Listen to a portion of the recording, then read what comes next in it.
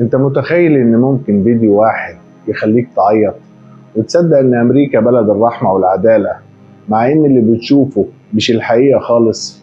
النهاردة هقولك ازاي الاعلام قادر يحول قاضي عادي لشخصية اسطورية يخدع بيها العالم كله، والاخطر ازاي ممكن يخليك انت نفسك تصدق اي حاجة من غير ما تفكر. في برنامج اسمه كوتون بروفايدنس، الناس في العالم كلها شافته واتجننت بيه.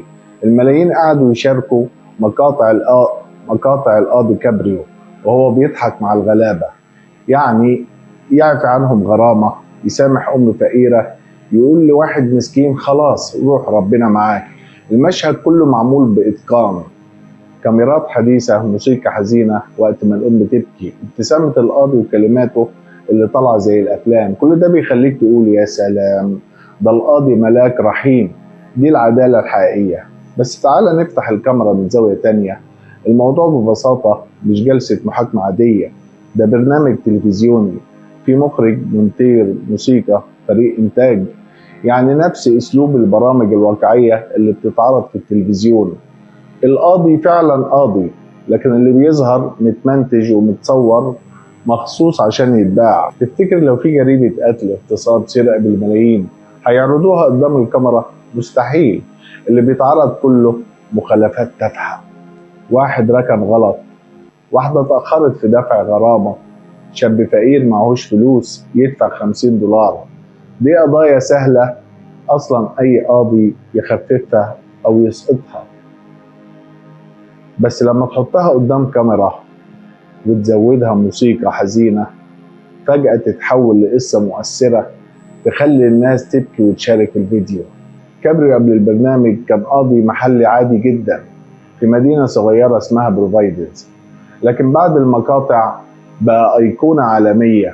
الملايين بيتابعوه على فيسبوك ويوتيوب، مؤتمرات، محاضرات، لقاءات إعلامية. اتحول من قاضي مغمور لبراند عالمي. تفتكر دي صدفة؟ لا طبعا، دي خطة تسويقية كاملة. أمريكا عايزة تظهر للعالم إنها بلد العدالة والرحمة، فاخترعت صورة للقاضي الطيب اللي بيرمز لوجهها الإنساني. أي قاضي في أمريكا مقيد بالقوانين، مش من حقه يحكم بمزاجه. لما كابريو يعفى عن غرامة، ده لأن القانون أصلا بيديله الحق في كده، يعني مش جايب حاجة جديدة من دماغه، ولا هو قديس.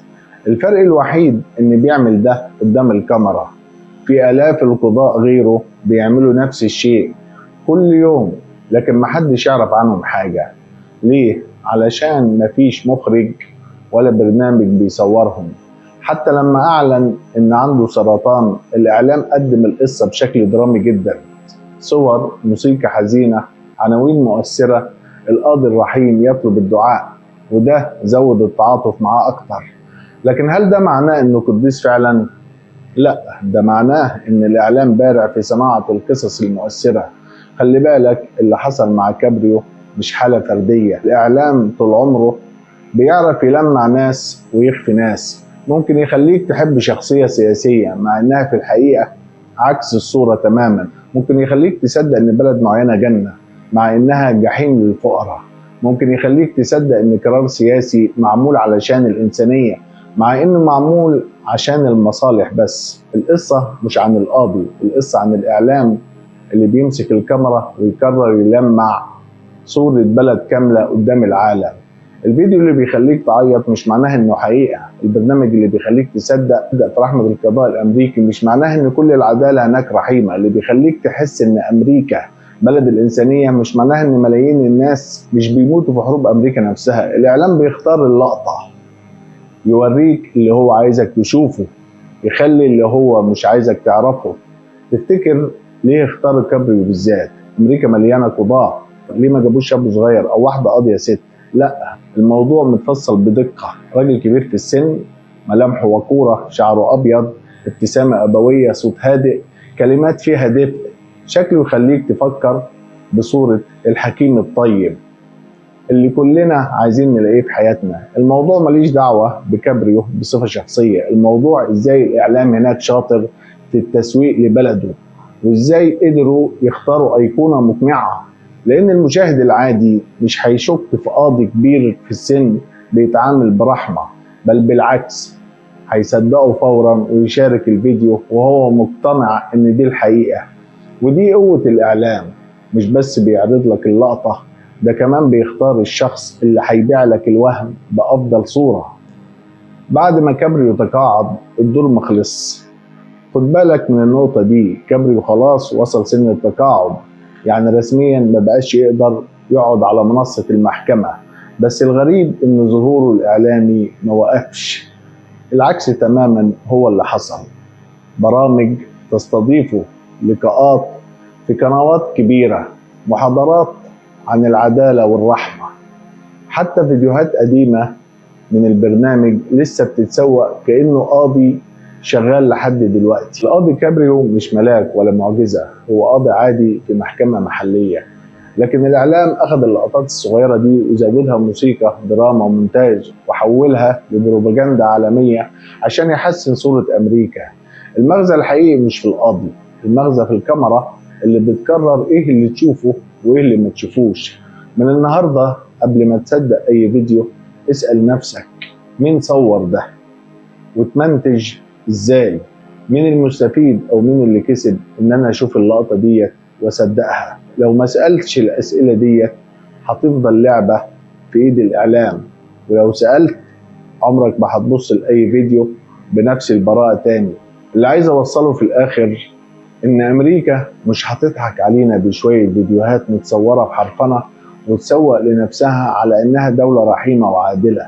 الواقع بيقول العكس. الواقع بيقول ان امريكا هي الدولة اللي قتلت ملايين الابرياء في العراق وافغانستان تحت شعار الحرب على الارهاب. الدولة اللي استخدمت القنابل النووية في هيروشيما وناجازاكي وابادت مدن كاملة. الدولة اللي بتساند الاحتلال الصهيوني بالسلاح والمال وبتقف ضد اي قرار ينصف الفلسطينيين. الدولة اللي بتنهب خيرات افريقيا والشرق الاوسط تحت مسميات المساعدات والاستثمارات.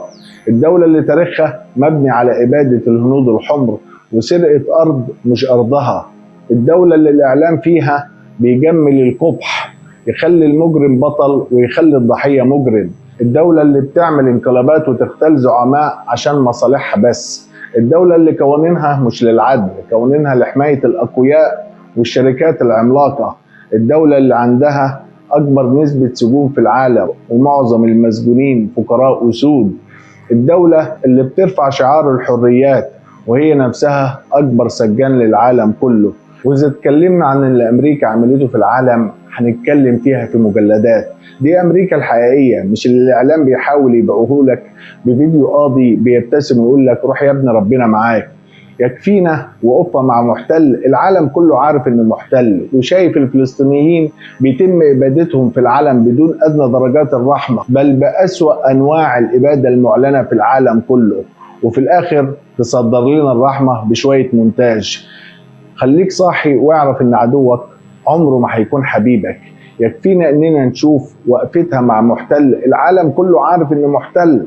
العالم كله شايف الفلسطينيين بيتبادوا في العلن، مش في السر، مش في الخفاء، لا قدام الكاميرات، قدام عيون العالم كله، وبيتم الاباده بابشع الطرق المعلنه في التاريخ، قصف وحصار وتجويع وقتل اطفال بدون اي درجه من الرحمه.